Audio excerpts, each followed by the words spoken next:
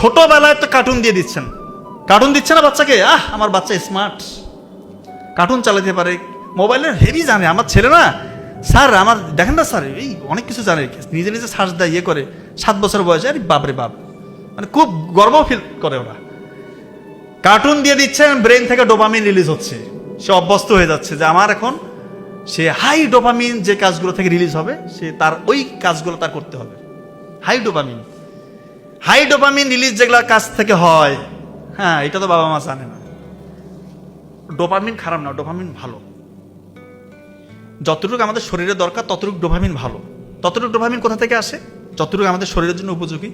মা বাবার সাথে একটু হাসি খুমুখে গল্প করা, সন্তান থাকলে তার সাথে একটু খেলাধুলা করা, মাঠে গেছেন বন্ধুদের সাথে একটু খেলতেছেন, ক্রিকেট ফুটবল যেটাই খেলেন, ব্যাডমিন্টন খেলতেছেন, বই পড়তেছেন, কোরআন তেলাওয়াত করতেছেন, নামাজ পড়তেছেন, আল্লাহর সাথে তাহাজ্জুদে কথা বলতেছেন, কান্নাকাটি করতেছেন, এখান থেকেও ডোপামিন রিলিজ হবে।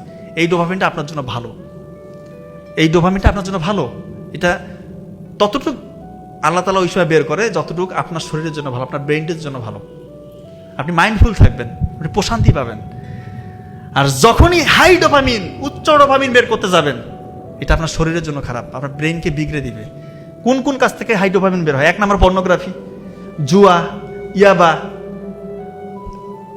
যে কোনো রকমের মাদকাসক্ত, অন্য ঘরের মেয়ের দিকে উকি দেওয়া, যত রকমের আনইউজুয়াল অ্যাক্টিভিটিস আছে। এক কথায় ইসলাম যেগুলোকে নিষেধ করছে সবগুলো জায়গা থেকে এই আপনার কি বলা হচ্ছে হাই ডোপামিন রিলিজ হয়।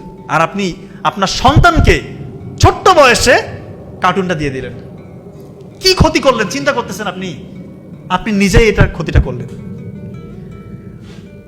দয়া করে ভাই, দয়া করে পর্নোগ্রাফিটা ছাড়েন, না হলে আলটিমেটলি আমাদের কাছে আসতে হবে। যারা পর্নোগ্রাফি ছাড়তেছেন না, কি কারণে আসতে হবে? বিয়ের আগে নিজেই বুঝবেন যে আমার অবস্থা খারাপ, বিয়ে করার পর আরও বুঝবেন যে আপনার অবস্থা কতটা খারাপ। তখন ফোন দিয়ে কান্নাকাটি করবেন, তখন কিন্তু খুব কঠিন হয়ে যায়, সত্যি কঠিন হয়ে যায়।